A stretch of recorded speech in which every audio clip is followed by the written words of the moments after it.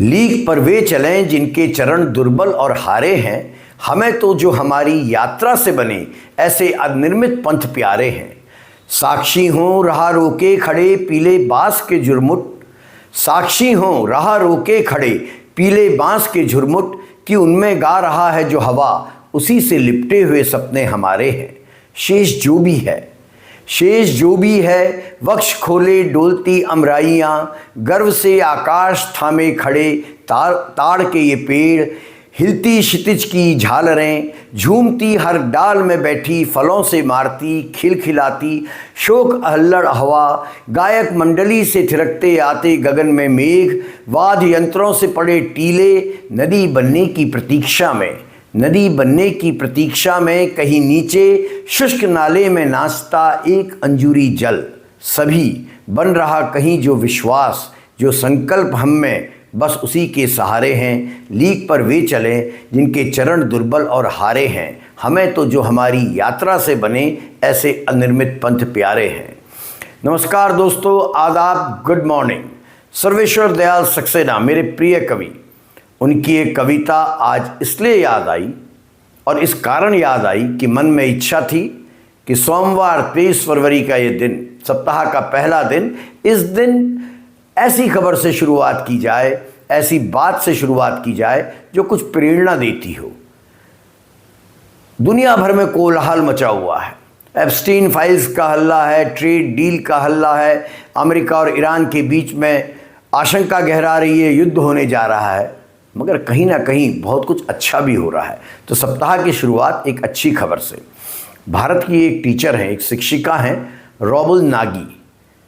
रॉबल नागी को 10 लाख डॉलर, जो भारतीय मुद्रा में आज की तारीख में 8 करोड़ रुपए से अधिक की रकम है, इस रकम के साथ प्रतिष्ठित ग्लोबल टीचर प्राइज से सम्मानित किया गया है।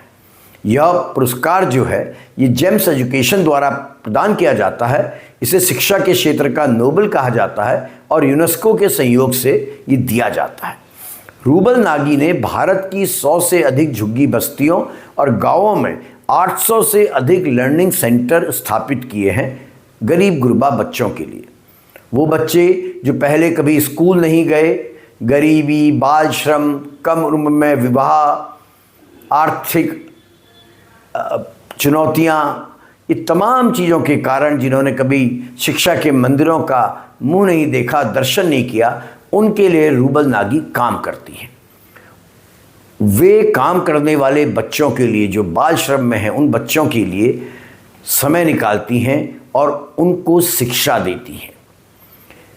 कला के माध्यम से उनको पढ़ना लिखना सिखाती हैं, गणित और विज्ञान सिखाती हैं। दीवारों पर बड़े बड़े चित्र, म्यूरल्स जिन्हें कहते हैं, उनके जरिए बच्चों को शिक्षा देने का काम रूबल नागी कर रही हैं। और इसका रिजल्ट क्या हुआ, इसका परिणाम ये हुआ है कि स्कूलों से ड्रॉप आउट दर में 50% से अधिक कमी आई है। जो माँ बाप आर्थिक तंगी के कारण अपने बच्चों को स्कूल छुड़वा देते हैं, उसमें 50% से अधिक कमी आई है और इन बच्चों को शिक्षा मिल रही है। अपने शुरुआती करियर में एक आर्ट वर्कशॉप में काम करने वाली रूबल की मुलाकात अचानक एक बच्चे से हो गई जिसने पेंसिल तक कभी नहीं देखी थी, और यही रूबल नागी के जीवन का टर्निंग पॉइंट बन गया। पिछले 20 सालों से वे 10 लाख से अधिक बच्चों को औपचारिक शिक्षा प्रणाली से जोड़ चुकी है ना? कितनी अद्भुत बात। उनकी संस्था है रूबल नागी आर्ट फाउंडेशन। इस संस्था ने कला को शिक्षा का हथियार बना दिया है। महानगर मुंबई की झुग्गियों से शुरू हुआ मिसाल मुंबई प्रोजेक्ट, ये इनके प्रोजेक्ट का नाम है, आज एक अंतर्राष्ट्रीय स्तर का मॉडल ये बन चुका है। जो दीवारें हैं, खराब पड़ी दीवारें हैं जगह जगह, वहाँ पर ये रंग बिरंगे चित्रों से जो शिक्षा का संदेश देते हैं, उनके जरिए ये झुग्गियों में रहने वाले बच्चों को, गरीब बच्चों को पढ़ाने का काम करती हैं। उन्हें स्वच्छता, इतिहास, पर्यावरण, इवन मैथमेटिक्स, गणित और समाज के प्रति जिम्मेदारी भी ये सिखाती हैं। और याद रखिएगा, खुले आसमान के नीचे चलने वाली ये कक्षाएं बच्चों के साथ साथ उनके आसपास के पूरे एनवायरनमेंट को, पूरे मोहल्ले को, आप कह सकते हैं उनके माँ बाप को, सभी को शिक्षा के साथ जोड़ रही हैं। रूबल नागी $10 लाख यानी भारतीय मुद्रा में 8 करोड़ रुपए का पुरस्कार राशि अपने लिए इस्तेमाल नहीं करने जा रही है, बल्कि अब उनका इरादा है कि वो टेक्निकल एजुकेशन का संस्थान स्थापित करेंगी, डिजिटल साक्षरता कार्यक्रम की शुरुआत करेंगी और युवा जो हैं उनको रोजगार परक कौशल देंगी। रूबल नागी ने अपनी आत्मकथा में द स्लम क्वीन, इनकी किताब है द स्लम क्वीन, उसमें अपनी इस पूरी यात्रा का विस्तृत वर्णन किया है कि कैसे कला ने शिक्षा को एक आंदोलन बना दिया। रूबल नागी से पहले भी भारत ने शिक्षा के क्षेत्र में कई भारतीयों ने बड़ी पहचान बनाई है। 2020 में रंजीत सिंह डिसाले को यही पुरस्कार मिला था, ग्लोबल टीचर्स प्राइज़।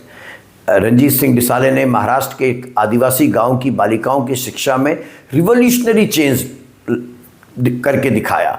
पाठ्यक्रम पुस्तकों में QR कोड जोड़कर डिजिटल शिक्षा शुरू करी। बाल विवाह रोकने में डिसाले ने महत्वपूर्ण भूमिका निभाई। पुरस्कार राशि का ये जो हिस्सा है ये डिसाले ने अन्य शिक्षकों के साथ साझा भी किया। इनके अलावा, इन दो के अलावा भी कई भारतीय शिक्षक इस प्रकार जो जुनूनी है, उनके अंदर का जो पैशन है, वो इसी पुरस्कार के लिए बीते वर्षों में टॉप 10 में, टॉप 50 में अपना स्थान बना चुके हैं। हालांकि उनको पुरस्कार नहीं मिला, मगर उनके कार्य को अंतर्राष्ट्रीय स्तर पर सराहा गया। रूबल नागी की कहानी दोस्तों हमें याद दिलाती है, शिक्षा केवल बड़े बड़े स्कूल्स में, पब्लिक स्कूल्स में या सरकारी स्कूलों में भी नहीं होती है। यदि आपके अंदर जज्बा है, समाज के लिए कुछ करने की चाह है, तो आप टूटी दीवारों पर भी रंगों से के जरिए अपढ़ को पढ़ावा बना सकते हैं। और ये खबर केवल एक 8 करोड़ के पुरस्कार की नहीं है, बल्कि उस विश्वास की है कि यदि शिक्षक ठान ले, कोई भी व्यक्ति ठान ले, तो पूरी बस्ती ही नहीं, पूरा समाज और आने वाली पीढ़ियों का भविष्य बदला जा सकता है। इस सोमवार की शुरुआत इसी सकारात्मक संदेश के साथ कि यदि हम चाहें तो हमारे अंदर ये जज्बा हो, समाज के प्रति कुछ करने की चाह हो, तो हम बगैर किसी सरकारी मदद के बहुत कुछ करके दिखा सकते हैं। और इसीलिए मुझे सर्वेश्वर दयाल सक्सेना की एक कविता याद आई। दोबारा उसकी 2 लाइन दोहरा रहा हूँ। लीक पर वे चलें जिनके चरण दुर्बल और हारे हैं, हमें तो जो हमारी यात्रा से बने ऐसे अनिर्मित पंथ प्यारे हैं। धन्यवाद।